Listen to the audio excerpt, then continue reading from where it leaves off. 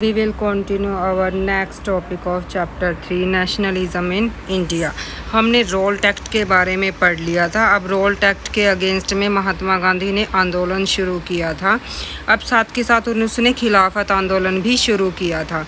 अब खिलाफत आंदोलन था वो किस आंदोलन में बदल गया था? नॉन कोऑपरेशन मूवमेंट में बदल गया था। असहयोग आंदोलन में वो बदलना चाहता था। मतलब कि वो अब जो ये महात्मा गांधी ने ये असहयोग आंदोलन शुरू किया कि ये असहयोग आंदोलन ही क्यों था, बल्कि क्यों नाम दिया था उसने अपनी जो फेमस बुक है हिंद स्वराज, जो किसने लिखी है? महात्मा गांधी ने। उसमें डिक्लेयर किया गया है ब्रिटिश रूल के बारे में जो उन्होंने इंडिया में एस्टेब्लिश किए थे और अब जो महात्मा गांधी का उन्होंने अपनी बुक में क्या लिखा था कि जो ब्रिटिश है, जो ये सरकार चल रही है, ये किसकी वजह से चल रही है? इंडिया वाले सहयोग कर रहे हैं भारतीय, इसी वजह से ही ये सरकार चल रही है। तो अब उन्होंने क्या बोला महात्मा गांधी ने कि वो उसके बिना सरवाइव नहीं कर सकते हैं। जब तक अगर भारतीय अपना कोऑपरेशन देना मना कर दे, सहयोग करना मना कर दे, तो ब्रिटिश रूल है वो एकदम से क्या होगा? ढह जाएगा 1 साल के अंदर ही, और स्वराज क्या आ जाएगा? देश में आ जाएगा। मतलब कि स्वराज का मतलब आज़ादी आ जाएगी। अब जो ये नॉन कोऑपरेशन मूवमेंट था, अब ये मूवमेंट कैसे बन गया? जो ये कैसे बन सकता था? अब गांधी जी ने क्या प्रपोज़ किया? उसने प्रपोज़ किया कि पहले लोगों को क्या करना होगा? सरेंडर करना होगा अपने जो टाइटल्स है, जो उनको उपाधियां दी गई हैं, जो उनको गवर्नमेंट अवार्ड दिए गए हैं, वो वापस करने होंगे। और साथ के साथ बॉयकॉट होता है बहिष्कार। अब उनको बहिष्कार भी करना होगा जो उनको सरकारी नौकरियां दी गई है, आर्मी में, पुलिस, कोर्ट और लेजिस्लेटिव काउंसिल्स के अंदर, स्कूल्स के अंदर। और जो फॉरेन गुड्स है, विदेशी वस्तुएं हैं, उनका भी बॉयकॉट करना होगा। अब साथ के साथ उन्होंने क्या यूज़ किया? अगर सरकार ने रिप्रेशन, दमन का रास्ता अपनाती है, अगर वो दमन करती है गवर्नमेंट, तो इसके लिए जो सिविल डिसओबीडेंस जो कैंपेन है वो क्या करेगा? लॉन्च करेंगे। अब 1920 में क्या हुआ? महात्मा गांधी और शौकत अली ने क्या किया? टूर किया। मतलब कि वो देश भर में यात्राएं की और वो पॉपुलर सपोर्ट, मतलब कि वो मोबिलाइज करना चाहते थे, ज़्यादा से ज़्यादा समर्थन पाना चाहते थे, इसलिए वो यात्राएं कर रहे थे। अब इसमें क्या थे? जो कांग्रेस क्या थी, कांग्रेस के अंदर क्या था? इस बारे में काफ़ी कंसर्न किया गया था जो ये प्रपोजल था नॉन कोऑपरेशन मूवमेंट का।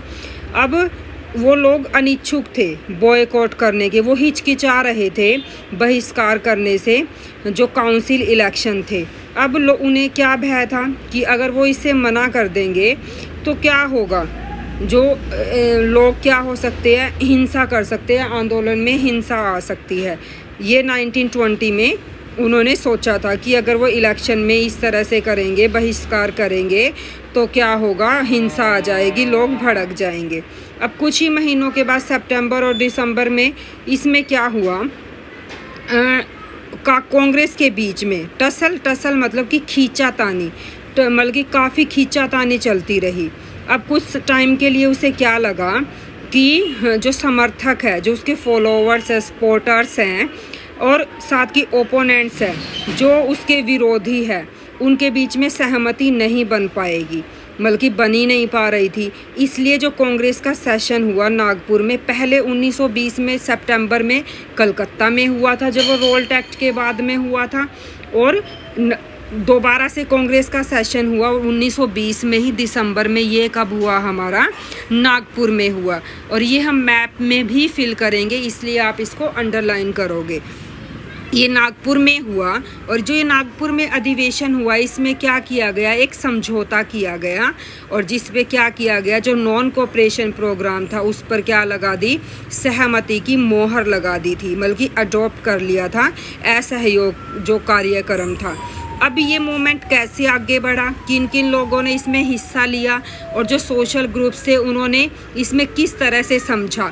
मतलब कि जैसे लिबरलिज्म किया था हमने कि सब ने उसका मतलब क्या था अपने अकॉर्डिंग अलग अलग समझा था, ऐसे ही क्या था अब ये जो मूवमेंट था नॉन कोऑपरेशन का, इसमें भी सबने क्या था अलग अलग अपना मतलब निकाला था। अब इसके बारे में हम आगे करेंगे। इसके लिए differing strands with in the movement, लोगों के अंदर अलग अलग तरह की धारणाएं थी इस मूवमेंट को लेके, जो कब शुरू हुआ था ये मूवमेंट्स। अब इसमें जो फर्स्ट टॉपिक होगा हमारा ये मूवमेंट्स इन द टाउन्स। अब जो ये मूवमेंट्स शुरू हुआ था हमारा, मूवमेंट जो शुरू हुआ हमारा कब शुरू हुआ था 1921 में। जो ये असहयोग आंदोलन हमारा शुरू हुआ ये 1921 में शुरू हुआ था, और इसमें हर एक जो सामाजिक समूह सोशल ग्रुप्स थे उन्होंने इसमें पार्टिसिपेट किया था।